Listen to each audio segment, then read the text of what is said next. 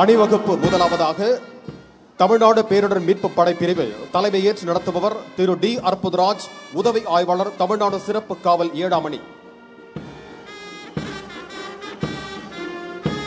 அணிவகுப்பில் இரண்டாவதாக கடலோர பாதுகாப்பு படை பிரிவு தலைமையேற்று நடத்துபவர் திரு ஏ நாராயணன், உதவி ஆய்வாளர், தமிழ்நாடு சிறப்பு காவல் 11ஆம் அணி.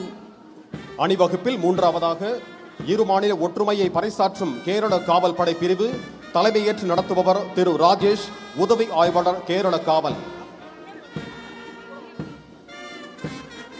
அணிவகுப்பில் அடுத்ததாக சிங்கப்பெண் படைப்பிரிவு தலைமையேற்று நடத்துபவர் திருமதி ஆர் விஜயலட்சுமி, பெண் உதவி ஆய்வாளர், தமிழ்நாடு சிறப்பு காவல் படை 5ஆம் அணி.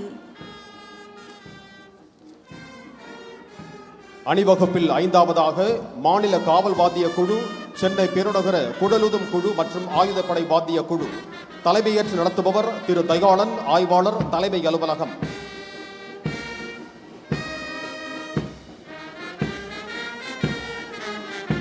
அணிவகுப்பில் அடுத்ததாக தமிழ்நாடு சிறப்பு காவல் ஆண்கள்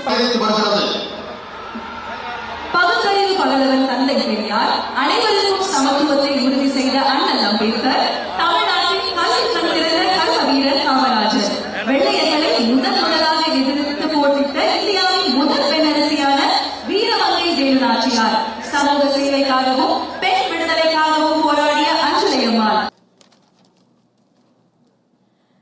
தமிழ்நாட்டின் முதலமைச்சராக மட்டுமல்லாமல் தமிழ்நாட்டில் வாழும் ஒவ்வொரு குடும்பத்திலும் குடும்ப அட்டைகளில் பெயர் இடம்பெறாத அண்ணனாகவும் தாய் மாமனாகவும் இருந்து ஒரு குடும்ப உறவாக தனது கடமைகளை செய்து வருகிறார்கள் நமது மாண்புமிகு தமிழ்நாடு முதலமைச்சர் அவர்கள்.